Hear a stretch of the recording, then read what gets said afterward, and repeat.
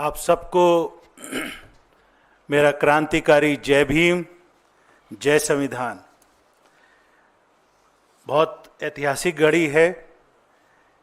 और खुशी महसूस हो रही है कि हमारे कांग्रेस पार्टी के अध्यक्ष मल्लिकार्जुन खड़गे जी के नेतृत्व में जो कांग्रेस पार्टी के कार्यकर्ताओं ने, कांग्रेस पार्टी ने पूरे देश में आरएसएस की मानसिकता के विरोध में, उसके विरुद्ध जो लड़ाई लड़ी और जो हमारे जननायक संविधान रक्षक राहुल गांधी जी ने भारत जोड़ो यात्रा, भारत जोड़ो न्याय यात्रा के माध्यम से जो सामाजिक न्याय की आवाज़ उठाई, लाखों करोड़ों लोगों से संपर्क हुआ और मजबूत तरीके से कास्ट सेंसस करवाने की बात राहुल गांधी जी ने कही। कांग्रेस पार्टी ने उस दौरान एक कैंपेन भी चलाया, गिनती करो, और राहुल गांधी जी ये कहते थे कि देश में जब तक कास्ट सेंसस नहीं होगा, देश का एक्सरे नहीं हो सकता, देश में ये जानकारी नहीं मिल सकती कि कौन सा वर्ग, कौन से लोग कितने हैं और वो किस स्थिति में हैं, उनकी आर्थिक स्थिति क्या है, सामाजिक स्थिति क्या है। और पूरे देश के अंदर जो बहुजन आबादी है उस बात से बहुत प्रभावित है, चाहे वो एससी हो, एसटी हो, ओबीसी हो। राहुल गांधी जी ने उस दौरान हर वर्ग की बात बहुत मजबूत तरीके से उठाई और जो कास्ट सेंसस का मुद्दा राहुल गांधी जी बार बार कहते थे कि जिसकी जितनी जनसंख्या भारी उतनी उसकी हिस्सेदारी। उस वक्त में भारतीय जनता पार्टी के लीडर्स राहुल गांधी जी का मजाक उड़ाते थे, लेकिन राहुल गांधी जी बेखौफ लीडर हैं, निडर हैं और उन्होंने हमेशा इस बात को माना कि जब तक मजबूत तरीके से वंचित, शोषित, पीड़ित समाज की आवाज़ कांग्रेस पार्टी के लीडर्स नहीं उठाएंगे तब तक उनको न्याय, सामाजिक न्याय नहीं मिलेगा। और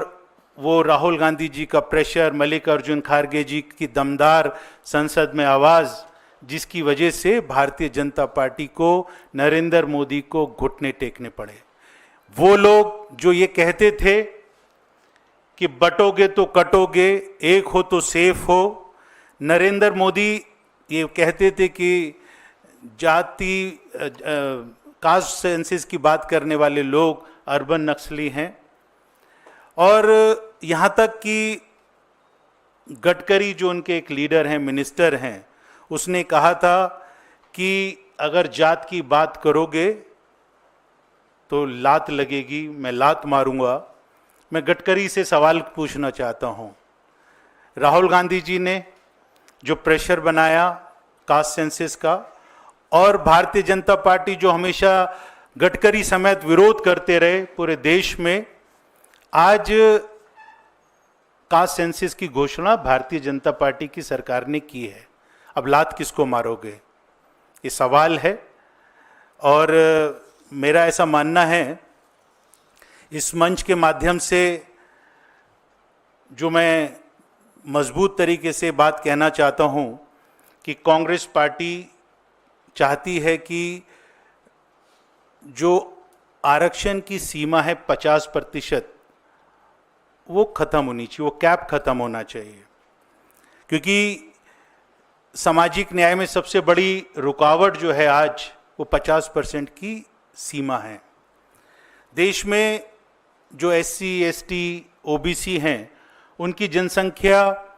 70% है और जनसंख्या 70%, लेकिन आरक्षण सिर्फ 50% या न्याय है। और मैं समझता हूँ कि राहुल गांधी जी ने ये भी फैसला कर लिया है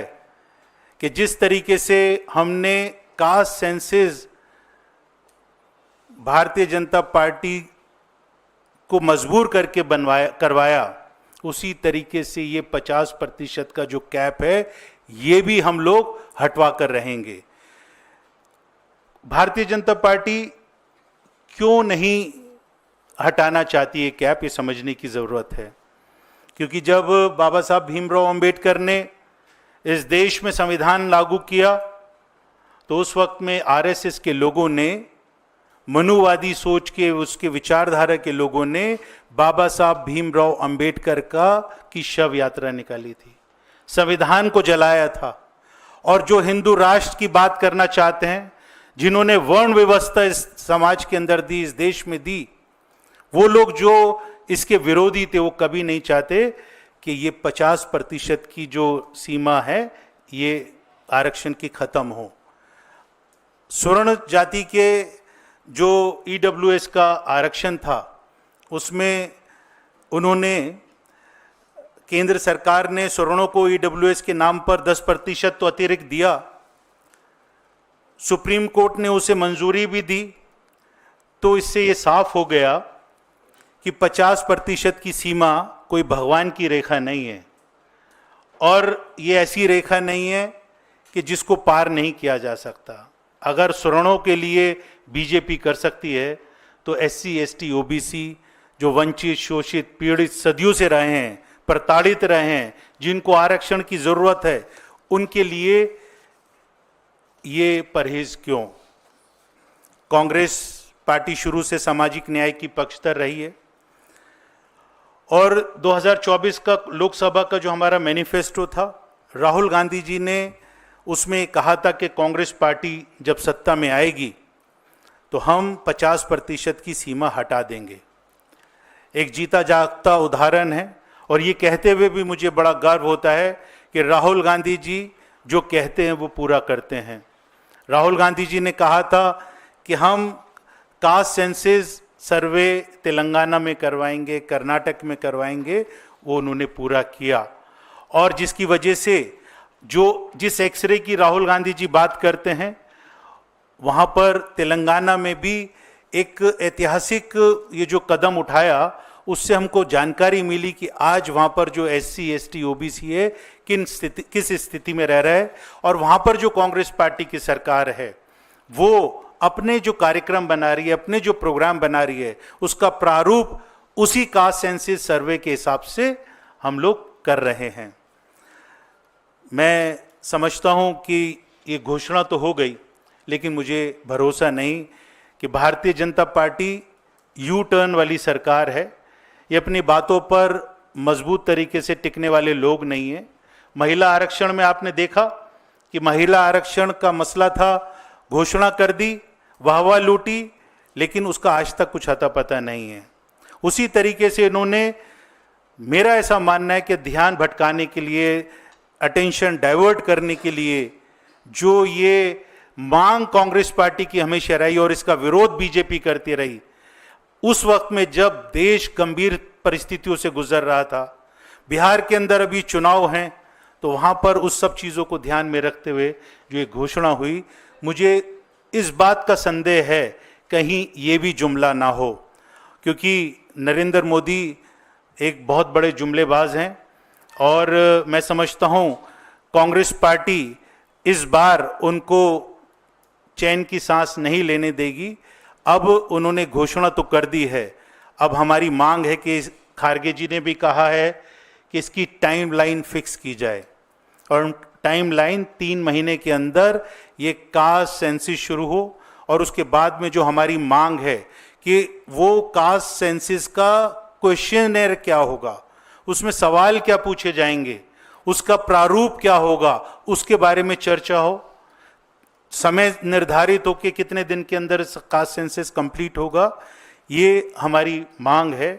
and BJP must uphold the federal structure, but because it is important to safeguard the democracy of this country,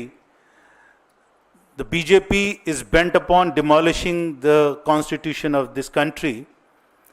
and we believe, the Congress believes, कि हम कोई भी कसर बाकी नहीं छोड़ेंगे संविधान की रक्षा करने में। और जिन राज्यों के अंदर